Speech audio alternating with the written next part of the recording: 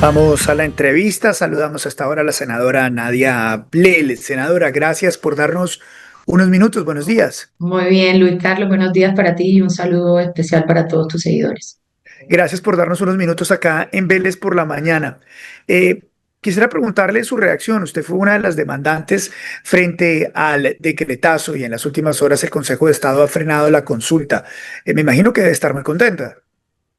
Yo creo que esta noticia nos llena de alegría no solamente a quienes interpusimos el recurso, sino que es una voz de aliento para todo el país.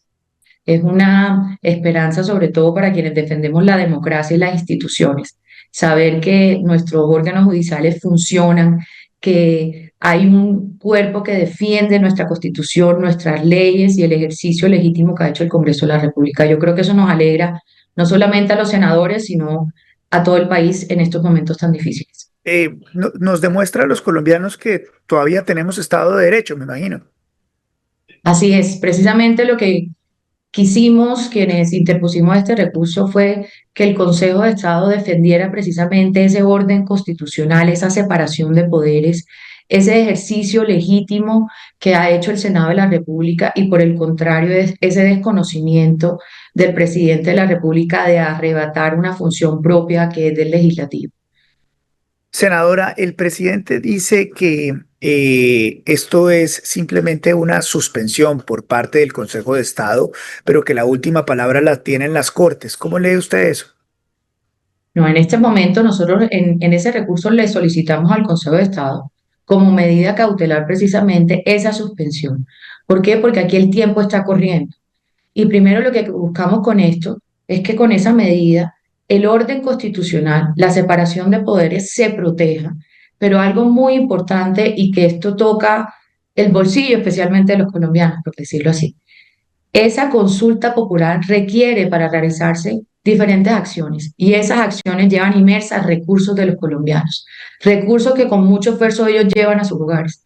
Una consulta sabemos que vale más de 700.000 millones de pesos. Recursos que se pueden utilizar en salud, que tenemos tantas dificultades, en seguridad, que tenemos tantas dificultades en regiones, en empleo. Y lo que buscamos con esto sí es una medida provisional. Se suspenden esos efectos. El presidente, el registrador y todas las acciones que se derivan de esa consulta no se pueden realizar hasta tanto hay un pronunciamiento definitivo por parte del Consejo de Estado. Y con esto lo que protegemos es precisamente que no se haga un uso mal hecho de los recursos de los colombianos porque después no vamos a poderlos recuperar.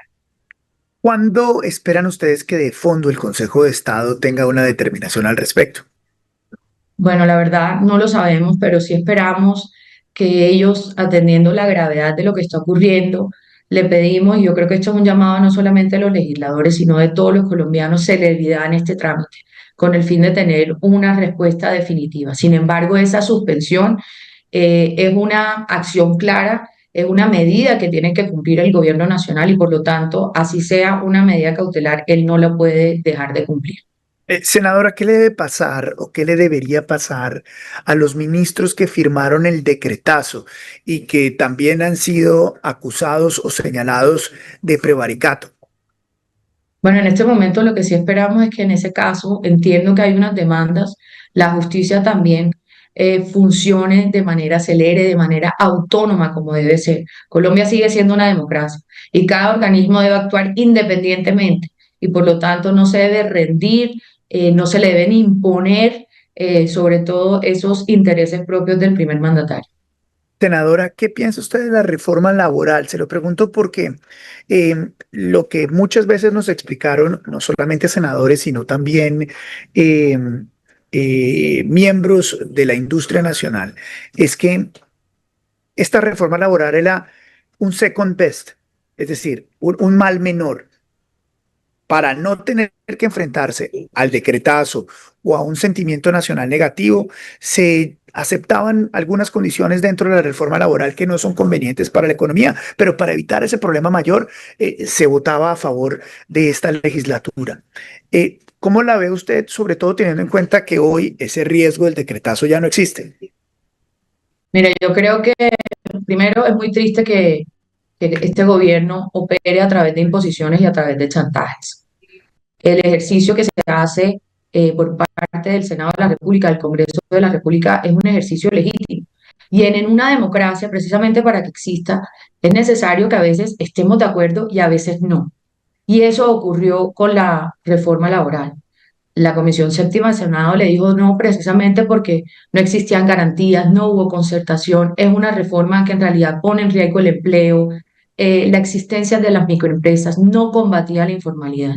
Y sin embargo, a pesar de eso, en la Comisión Cuarta, una vez esa decisión se apeló, se trató de hacer un ejercicio de concertación con los empresarios, con los microempresarios y con el gobierno. Pero lo más triste de todo, Luis Carlos, es que cuando ese proyecto llega a la plenaria, esos acuerdos a que se habían comprometido no solamente la bancada de gobierno, sino también con la bancada de oposición independiente, no se tuvieron en cuenta.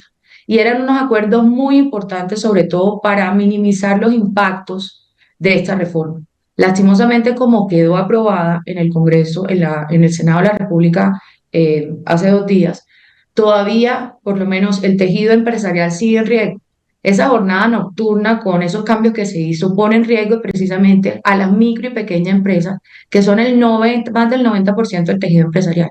Y esas pequeñas empresas, que son las tiendas de barrio, la peluquería, el señor que tiene su puestico en el barrio, que dan empleo formal, hoy están en riesgo. Entonces, por lo tanto, no solamente se va a aumentar el desempleo, sino que también se va a aumentar la informalidad. Desde el Partido Conservador, sobre todo, buscamos combatir la informalidad. Son más de 12 millones de colombianos que hoy están en la informalidad.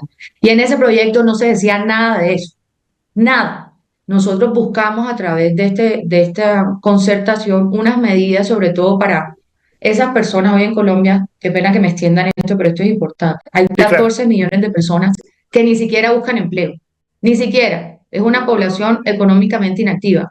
Mujeres, estudiantes, personas que son cuidadoras o que tienen alguna limitación. 14 millones. Y esas personas, el régimen laboral de nuestro país no les sirve. Por lo menos yo soy mamá y yo tengo un hijo. Mi hijo va al colegio de 8 a 12. Qué bueno sería que nosotros en la legislación podríamos tener un mecanismo que uno pudiera trabajar formalmente por horas y cotizar también a salud y pensión. Eso se objetó, se opusieron de la bancada de gobierno y hoy, por lo tanto, en este proyecto tampoco tenemos garantías para esa población que le gustaría por lo menos tener una opción, así sea de unas horas, de trabajar formalmente. Sí, no le pega al problema de fondo laboral en Colombia. Senadora, pues felicitaciones por su trabajo y le agradecemos mucho por su tiempo. Es usted muy amable, muy gentil. Gracias a ti, Luis Carlos, y decirle a los colombianos que desde el Partido Conservador vamos a seguir firmes a través de la legalidad y las instituciones defendiendo nuestra democracia. Gracias, senadora. La senadora Nadia Ablel acompañándonos esta mañana en Vélez por la mañana de B2 en la radio digital, 100% independiente. Y recuerda, suscríbete acá a mi canal de YouTube. Cuéntale a tu familia, a tus amigos que tenemos noticiero en tu bolsillo. Vélez por la mañana a las 7 de la mañana. Suscríbete.